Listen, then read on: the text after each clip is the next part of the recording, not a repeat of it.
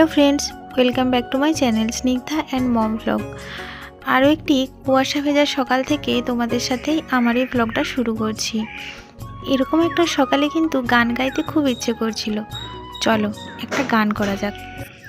शीतेर हावाय लागलो ना चुन আমলকির ওই ডালে ডালে। शीतेर हावाय लागलो ना चुन আমলকির ওই ডালে ডালে। পাতাগুলো শিরশিরে ঝরিয়ে দিল তালে তালে। শীতের হাওয়ায় লাগলো না চুন আমলকির ওই ডালে ডালে। জানো তো যতদিন থেকে শীত পড়েছে ততদিনের মধ্যে এই আজকেই প্রথম এত কুয়াশা দেখা দিল।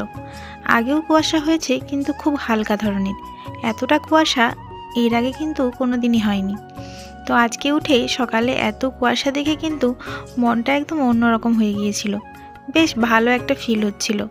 চারিদিকটা কেমন কুয়াশার চাদরে ঢাকা হয়ে গিয়েছিল, সামনের কিছুই দেখা যাচ্ছিল না। আর এদিকে দেখো আমার মেয়ে এত শীতেও সোয়েটার খুলে দিয়ে খালি গায়ে ঘুরছিল, তো ওকে সোয়েটারটা পরালাম। আর এদিকে দেখো আমার মা আলু ভাজবে বলে আলু কাটছে। দেখছো পুকুরের সারাটা পুকুর একদম দেখাই যাচ্ছে না। এই পুকুরটা কত বড়, কিন্তু সামনে মাত্র 4-5 হাতই দেখা যাচ্ছে, বাকিটা কিন্তু একদম সাদা হয়ে আছে। হাঁসগুলো খুব সুন্দরভাবে খেলা করছিল, দেখতে ভীষণ ভালো লাগছিল।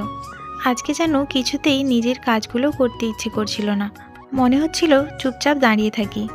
কিন্তু দাঁড়িয়ে থাকলেই তো হবে না, কর্তব্য তো করতেই হবে, তাই না বলো? এদিকে মেয়েকে খাইয়ে দিয়েছিলাম, আর আমার মেয়ে আর ভাইপো দুজনে মিলে কিন্তু আমার কাকিমাদের বাড়িতে যাচ্ছে। দেখছো ওদের বাড়িটাও কিন্তু খুব ভালোভাবে দেখা যাচ্ছে না। আর এদিকে আমার ভাই এই ধানগুলো নিয়ে ছাদে উঠছিল। ওকে বলছিলাম কি রে তোর কষ্ট হচ্ছে না? ও হেসে হেসে বলল দেখবি আয়না কত মজা। আমি বললাম তোর মজা তোর কাছেই থাক। আর এদিকে দেখো মা বস্তায় ধানগুলো ভরে দিচ্ছিল। এই ধানগুলো সেদ্ধ হচ্ছিল, ধান ভানানো হবে বলে। আর এদিকে আমার পুচকু চারিদিকে চেয়ে চেয়ে দেখছিল। খানিকক্ষণ পুচকুকে নিয়ে ঘোরাঘুরির পর আমার কিন্তু খিদে পেয়ে গিয়েছিল। আর এদিকে দেখো আমাকে মুড়ি দিয়ে দেওয়া হয়েছিল, সাথে আলু ভাজা আর একটা মিষ্টি। আমার কিন্তু মিষ্টি খেতে ভীষণ ভালো লাগে, তো মিষ্টি যদিও খাওয়াটা ঠিক নয়, তাও আমি মাঝে মধ্যে সুযোগ পেলে কিন্তু খেয়ে নিই। এখন সকালে উঠে চেষ্টা করি একটু তাড়াতাড়ি খেয়ে নেওয়ার। তো খেয়ে নিয়ে আমি দেখো চলে এসেছি আমাদের বাড়ির কোণের দিকে। এখানে একটা তাল গাছ ছিল বড় ধরনের। দেখো তাল গাছটা কালকেই কেটে দেওয়া হয়েছে। দেখো কত বড় ছিল তাল গাছটা। এই গাছটা আমরা ছোটোবেলা থেকেই দেখে এসেছি। এতদিনে ওটা কাটা হলো কারণ এখানে গরুর গোয়াল তৈরি হবে সেজন্য। দেখো আমি ডগাটায় যে বসেছিলাম আর তাল গাছটা একটু হালকা হালকা নড়ছিল। ছোটোবেলার কথা ভীষণ মনে পড়ছিল জানো তো, আমরা গাছে উঠে এরকমইভাবে বসে বসে পা দোলাতাম। আর এদিকে দেখো আমার ভাইপো আমাকে দেখে ও উঠবে বলে করছিল, কিন্তু আমি কিছুতেই তুলতে পারছিলাম না, আমি পড়ে যেতাম আর একটু হলে। আমরা এরকম করছিলাম আর মা দেখতে পেয়ে বলছিল যে এত বয়স হয়ে গেল, দুটো বাচ্চার মা হয়ে গেলি, অথচ এখনো পর্যন্ত তোর ছেলে মানুষই গেল না। আচ্ছা বাচ্চা হয়ে গেছে বলেই কি খুব গম্ভীরভাবে থাকতে হবে? আমার তো এখনও বাচ্চাদের সাথে খেলতে খুব ভালো লাগে। আর বাচ্চাদের সাথে সময় কাটালে যেন মনে হয় সব কিছু দুঃখ কষ্ট যা কিছু পাওয়া না পাওয়া সব কিছু ভুলে গেছি। তো ওখান থেকে এসে দেখো আমার মেয়েকে কিন্তু খিচুড়ি খাইয়ে নিচ্ছি। আর আমিও একটু টেস্ট করছিলাম যে খিচুড়িটা কেমন হয়েছে, কিন্তু খিচুড়িটা আজকে তেমন ভালো লাগছিল না। কিন্তু আমার মেয়ে দেখলাম মোটামুটি খেয়ে নিল। সকালে তেমনভাবে কিছু খায়নি, সেজন্য ওর কিন্তু খিদেও পেয়েছিল। তারপর ও নিজে হাতে খাবে বলে বায়না করলো। তো দেখো ওকে খাইয়ে দিয়ে আমি কিন্তু রেস্ট নিচ্ছিলাম একটু।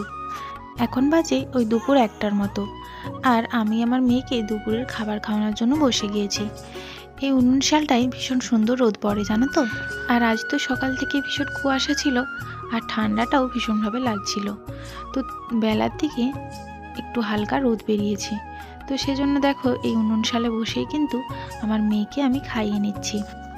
তো দেখো মেয়েকে খাইয়ে তারপর আমি নিজে খেয়ে একটু শুয়ে পড়েছিলাম দুপুরবেলা, কারণ কালকে রাত্রে ঘুম হয়নি ভালো। ছোট্ট পুচকু অনেক রাত পর্যন্ত জেগেছিল, সেজন্য একটু ঘুমিয়ে নিয়েছিলাম, কারণ ঘুমটা ভীষণ দরকার ছিল আমার জন্য। তারপর দেখো এই যে এখন বাজে সন্ধে 6টা মতো, আর দেখো ভীষণ ঠান্ডা আর বাইরে ভীষণ হাওয়া দিচ্ছে, কিন্তু আমার বড় মেয়ে ওখানেই বসে বসে খেলা করছিল বাইরে। তো ওকে বাড়িতে নিয়ে এসে তারপর সোয়েটার পরিয়ে দিলাম, কারণ এত ঠান্ডা, বাতাসে বসে থাকলে কিন্তু ঠান্ডা লেগে যাওয়ার ভয় থাকে। কিন্তু ওর সোয়েটার পরার দিকে একদমই মন ছিল না। ও বারবার দেখাচ্ছিল আলমারির উপরে থাকা বিস্কিটের ডিবাটার উপরে। ও বিস্কিট খেতে এত ভালোবাসে কি বলবো, কিন্তু সবসময় ওই বিস্কিটগুলো আমার দিতে ইচ্ছে করে না, কারণ ওইগুলো তো অতটা স্বাস্থ্যকর নয়। মাঝে মাঝে কখনো সখনো দিয়ে থাকি, কিন্তু ও ভীষণভাবে বিস্কিট খেতে ভালোবাসে, সেই জন্য এত মাঝে মাঝে বায়না করে যে ইচ্ছে না থাকলেও দিতে হয়। জানো তো, ছোট্ট বাচ্চা থাকলে কিন্তু নিজের কাজগুলো সময় মতো করা বা ইচ্ছে মতো করা কিন্তু হয়ে ওঠে না, ভীষণ প্রবলেম হয়ে যায়। কারণ বাচ্চা কখন যে ঘুমোবে আর কখন জেগে উঠবে সেটা শুধু ওরাই জানে। তাই যতই কাজ করার ইচ্ছে থাক বা যতই জরুরি কাজ থাক, নিজের ইচ্ছে মতো কিন্তু কোনোভাবেই করা যায় না, ওদের টাইমিং মতোই কিন্তু করতে হয়। কিছুদিন আগে পর্যন্তও কিন্তু আমার কাজগুলো আমি একদমই করতে পারছিলাম না, সেজন্য এত মন খারাপ থাকতো। তারপর কিছুদিনের পর আমি কিন্তু ওকে অবজার্ভ করা শুরু করলাম যে ওর ঘুমের টাইমিংটা ঠিক কী। তারপর ধীরে ধীরে কিন্তু আমি ওর ঘুমোনোর একটা টাইম সেট করে ফেললাম, যে ও ঠিক কোন টাইমগুলোতে বেশি ঘুমোয়, সেই টাইমের মধ্যেই কিন্তু আমি নিজের কাজগুলো সেরে নিই।